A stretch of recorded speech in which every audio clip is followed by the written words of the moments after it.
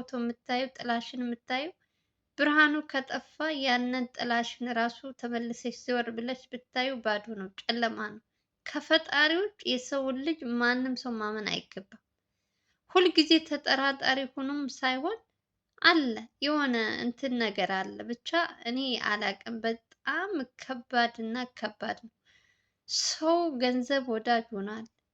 እንግዲህ ይሄ ወንበዴ ሌባ የተባለ ልጅ ከነሱ ጋር እየሰራ በአንድ ጎን ከመስፍን ጋር እያቀበለ የእነሱን መረጃ እየሰጠ ቤት ውስጥ ደግሞ ሂዶ ሲያጣራ እንግዲህ ጀግናችን የንስር አይን ላዳ ገዝቶ እንደሰጠው፣ ሌላው ደግሞ ቤት ውስጥ ብዙ አዳዲስ ነገር እንደተቀየረ፣ እናትና አባቱን እህቱን ሲጠይቅ ደግሞ ብዙ ነገር በቤት ውስጥ እንደቀየረ፣ ያው አንድ ጊዜ የንስር አይን ደግሞ ሰው ስለነገረው ብቻ ሂዶ ያንን ሰው አያፋጥጥም።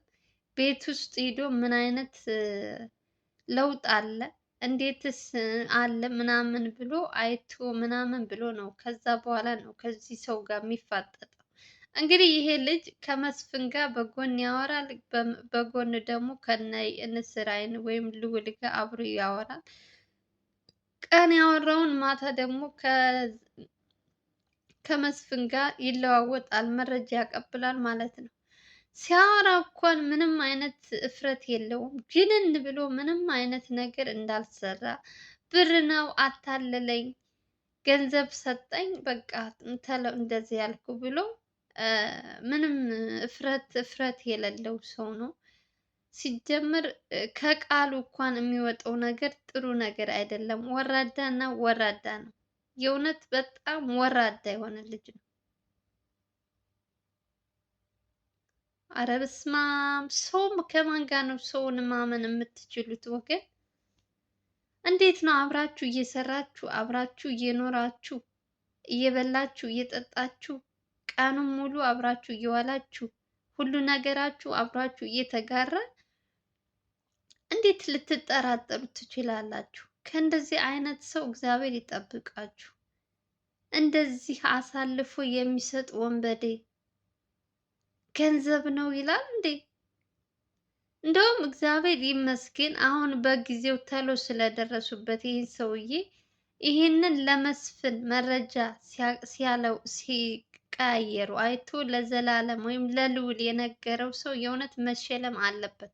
ባለፈውም እንግዲህ የንስር አይን ማነው ዘላለምን መርዝ ልታበላ የነበረችው የሚስቱ ዘመዶች እንግዲህ አይታ ነፍሱን አትርፋለታለች እና ለዚያች ወጣትም አይታችኋል ሽልማት ተሰጥቷታል። አሁንም የእነሱን ህይወት ያተረፈችው ይቺ ልጅ ወንድም ከሆነ ሴትም የእውነት መሸለም አለባት። በጣም ጀግና።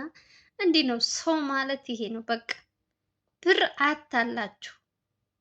ብር እኮ ተራ ነገር ነው። በጣም ተራ በዚች ምድር ላይ ከምንኖረው ከምናየው ነገር እንደ ብር ተራ ነገር የለም። ሰው ልጅ መቼም ሳይበላ ሳይጠጣ አያድርም። የፈለገው ድሃ ቢሆን ሳትበላ አታድርም። እግዚአብሔር የከፈተው ጉሮሮ ሳይዘጋ አያድርም። ይሄንን ወጠጥም ጠላም ማንም ድሃ ነኝ ማንም እንደዚህ ነኝ ሳይል ሳይበላ አያድርም። የኛ ሰው ችግሩ ምንድነው? ትልቅ ነገር ትልቅ ለውጥ ይፈልጋል። ባለው ነገር ማመስገን አይፈልግም። ሁልጊዜ ትልቅ ነገር ነው የሚመኘው። ከሰው በታች መሆን አይፈልግም። ያለውን ነገር እግዚአብሔር ይመስገን ብሎ መኖር አይፈልግም። በቃ ይሄ ነው ትልቁ ችግራችን። እንግዲህ ይሄ ልጅ ለመስፍን መረጃ ሲሰጥ የነበረው ልጅ ለዘላለም ብዙ ነገር እንዳደረገለት ዘላለምም ተናግሯል። ዘላለም አልኩኝ ልዑል ለልዑል በጣም ብዙ ነገር እንዳደረገለት እሱ ራሱ እሱ እንደዚህ ያደረገ ለመስፍን መረጃ ሰጠ ብለው እንኳን ሲነግሩት ማመን አልቻልኩም ነው የሚለው። ምክንያቱም እሱና ሁለታቸው በደንብ ይተዋወቃሉ። ልጁ ከምን አይነት ጎዳና ወጥቶ ከሱ ጋር ስራ ከጀመረ በኋላ ህይወቱ እንዴት እንደተስተካከለ እና ለቤተሰቦቹም ብዙ ለውጥ እንዳመጣላቸው ብዙ በዚህ እንትን እያወራ ነበር። አሁን ግን ብር ነው አታለለኝ፣ መስፍን ምንድን ነው ላዳ ገዛለት። ቤት ውስጥ ብዙ ነገር ተለውጧል። ከዛ አልፎ ደግሞ ሲያወራ አሁን እዚህ ጋር መቶ ቁጭ ብሎ ምንም አይነት እ፣ እንትን እንኳን የለውም። እፍረት የሚባል ነገር የለውም። አንዳንድ ሰው ሲያወራ የሆነ ስህተት ነገር ስታዩበት ታፍራለህ። ይሄ ደግሞ ምንም አይነት እፍረቱን ሽጦ እየበላ ከአዲ አይሁዳ ሆኗል። እንግዲህ በመሀላቸው ብዙ መረጃ እያቀበለ የነበረው ሌባ ወንበዴ በአደባባይ እንደዚህ ወጥቶ ሲጋለጥ እጅግ በጣም ደስ ይላል። የእውነት በጣም በጣም ማለት ነው። ሌላው ደግሞ ይሄንን ልጅ ለመስፍን መረጃ ሲያቀብል አይታ ወይም ወንድ ከሆነም አይቶ ለዘላለም ወይም ለልዑል የነገረው ሰው የእውነት እግዚአብሔር ረጅም እድሜ ይስጥህ። ምክንያቱም ይሄ እነሱ የሚሰሩት ስራ እንግዲህ ታውቃላችሁ ከራሳቸው አልፎ ከህይወታቸው በስንት ነገር እንደሚመጣባቸው መስፍን ታውቃላችሁ። እና እነዚህ ሰዎች አሁን ይሄንን ልጅ ወዲያውኑ ተናግረው እንዲያቆም ከስራውም እንዲባረር ያደረጉ ሰዎችም እግዚአብሔር ይስጣችሁ። ሰው ማለት ይሄ ነው በቃ። ብር አያታላችሁ፣ ብር አያታላችሁ። የሰው ህይወት ይበልጣል። እንዲህ ሰው እየተሰቃየ ሰው ታስሮ በሰንሰለት ከበት ጋር እንትን እያለ ሽንት ቤቱ እዛው፣ ምግብ ቤቱ እዛው፣ መኝታው እዛው እንደዚህ እየተሰቃየ እያያችሁ እናንተ ግን ብር አስበልጣችሁ የሰውን ልጅ አሳልፋችሁ ለሌላ ለወንበዴ ትሰጣላችሁ። እንዴት አይነት ህሊና ነው ያላችሁ? እንደ ሰው አስቡ እስኪ። እናንተም እኮ ትሞታላችሁ። እናንተም የሚደርስባችሁን አታውቁም። እኛ ሰዎች ደግሞ በጣም በቀላል ነገር እንደዚህ ትንታ የሚገለን ሸክላ የተሰባሪ ነገር እኮ ነን።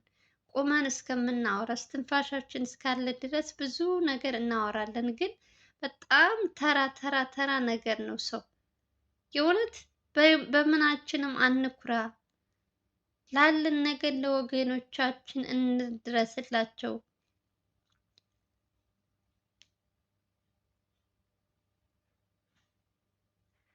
ጌታ ሆይ ልቡና ይስጠው። የእውነት እፍረት የሌለው ደፋር፣ ምንም እፍረት የለውም እኮ። አንተን ከእንደዚህ አይነት ቦታ አውጥቼ ባለፈው ታግተህ የነበረበት ቦታ እኔ ባልናገር መረጃ እስካሁን ድረስ ምናምን ምናምን። አረም መብርሃን ልሳናን ትቆልፈው። አይሁዳና ካዲ የሆነ ልጅ ነው ይሄ የእውነት።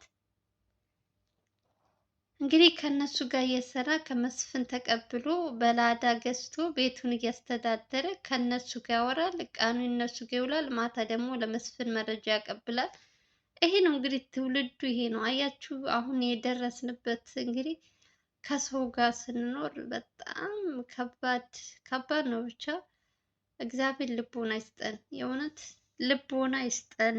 አቤቱ ጌታ ሆይ ላያስችል አይሰጥም። ግን እግዚአብሔር አንዳንዴ አሁንም በጊዜው ስለደረሱበት እግዚአብሔር ይመስገን። ሌላ ነገር ማለት አልፈልግም። እውነት እግዚአብሔርን ነው የማመሰግነው። የእውነት ባይደርሱበት እኮ ለእነሱ ምን አይነት መረጃ እያቀበለ እነዚህን ሰዎች እንደሚያስጨርሳቸው አስባችሁታል?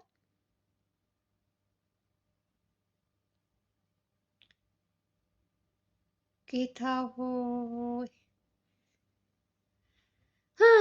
ከባድ ነው በጣም።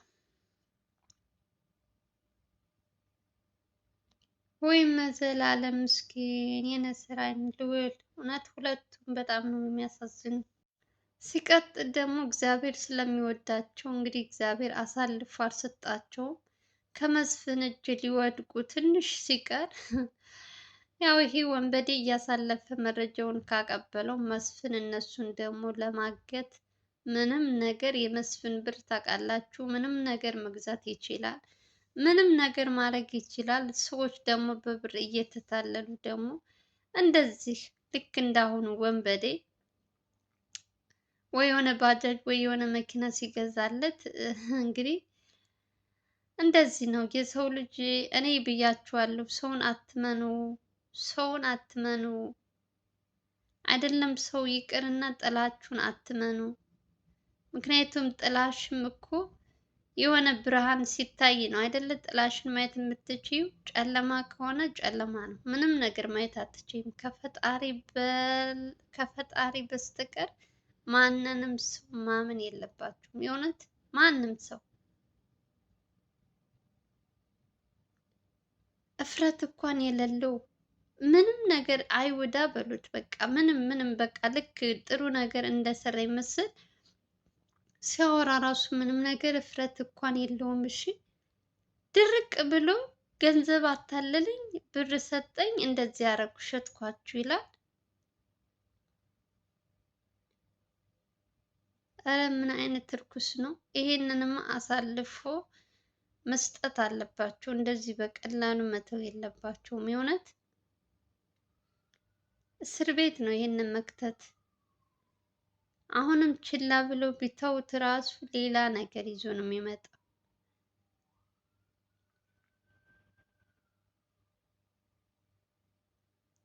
መቼም ማንሰማው ጉድ የለም። መቼም ማንሰማው ጉድ የለም።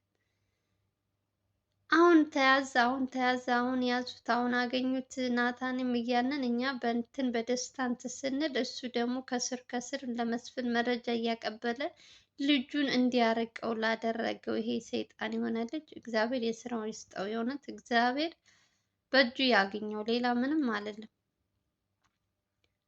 ሰው ልጅ መቼም የሚደርስበትን አያውቅም። ቁመን ሲሄድ እንጂ ነገ ጠዋት እኔ ጋር ምን ይደርሳል፣ ነገ እኔ ጋር ምን ይፈጠራል አንልም። ሁሉም የስራውን ያገኛል። እውነት እየተሰቃየ ምስኪን በገዛ ንብረቱ ጠዋት ማታ ከሽንት ቤት ጋር ታጉቶ እያሰረ እየታየ እንትን እያለ እየተንገላታ እያዩ ምንም ርህራሄ እንኳን የላቸውም። የእውነት በስመ አብ ልቦና ይስጣችሁ። ሌላ ምንም አልላችሁ። ለማንኛውም ጋይዝ የዛሬው ቪዲዮ ይመስል ነበረ። ከተመቻችሁ ቪዲዮ ላይክ፣ ሼር እያደረጋችሁ አበረታቱን። እስካሁን ድረስ ለነበረን ቆይታ ከልብ ነው እናመሰግነው። ስትገቡ ፕሊስ ላይክ እያደረጋችሁ ጀምሩ። ሰላማችሁ ብዙ ትርፍ ይበል። እወዳችኋለሁ። ለምታበረታቱ ደግሞ እናመሰግናለን። ሰላም ቆዩን። በሌላ ቪዲዮ እስከምንገናኝ ድረስ ባይ ባይ።